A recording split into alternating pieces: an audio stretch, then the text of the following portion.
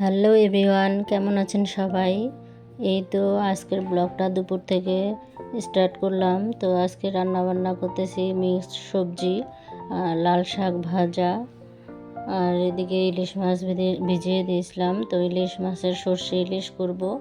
তো রান্না বান্না এদিকে আমার কমপ্লিট হয়ে গেছে, যে সর্ষে ইলিশ করলাম আর সবজি শাক ভাজা।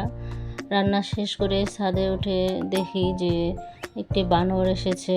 তো বানর কখনো আমাদের এই এলাকায় আসে নাই, এর আগে 3-4 বছর আগে এসেছিল, আর কখনো আসেনি। তো হঠাৎ দেখি যে বানরটি কোথা থেকে যে এসেছে। তো এই যে আমার ছেলে আবার ওকে একটি কলা খেতে দিয়েছে, সুন্দর মানুষের মতো করে সুন্দর করে ছিলে ছিলে খাচ্ছে।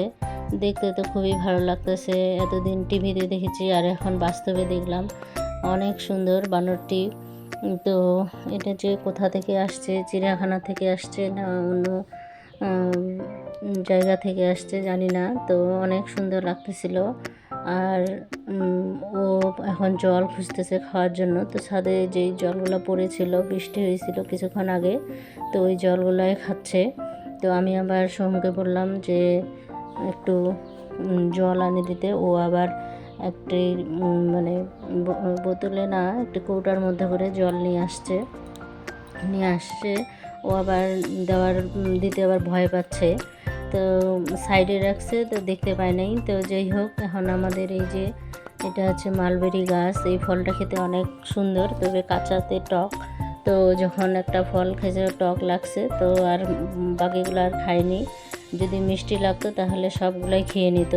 আর এই যে কোলে একটা মুরগির বাচ্চা ধরে রেখেছে, তো অনেকক্ষণ থেকে এটা মুরগির বাচ্চা নিয়ে রেখে দিছে কোলে এক হাত দিয়ে, আর ছাড়তেই চাচ্ছে না। তো মুরগির বাচ্চাটা পরে শেষে খেয়ে নিছে।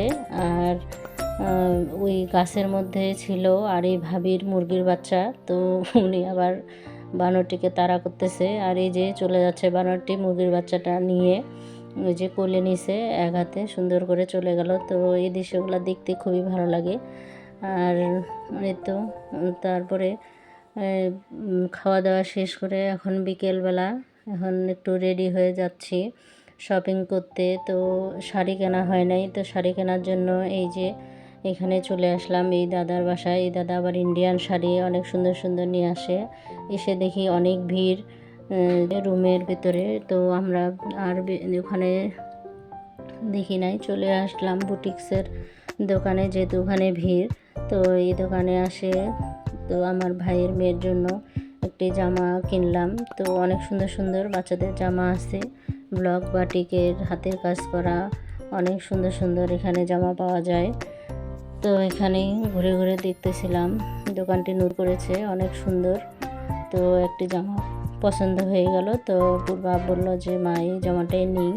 তো নিয়ে এখন আবার চলে আসলাম শাড়ির দোকানে। এসে দেখি যে এখন অতটা ভিড় নাই, তারপরেও অল্প স্বল্প আছে। তো এখানে শাড়ি দেখার পর কয়টা শাড়ি নিয়ে নিলাম। নিয়ে তারপরে আমরা আর কোনো দোকানে যাইনি, রাত হয়ে গেছিলো। তো এখন নিয়ে বাড়িতে চলে যাচ্ছি। তো আজকের ব্লগটি এই পর্যন্ত। সবাই ভালো থাকবেন, সুস্থ থাকবেন, টাটা।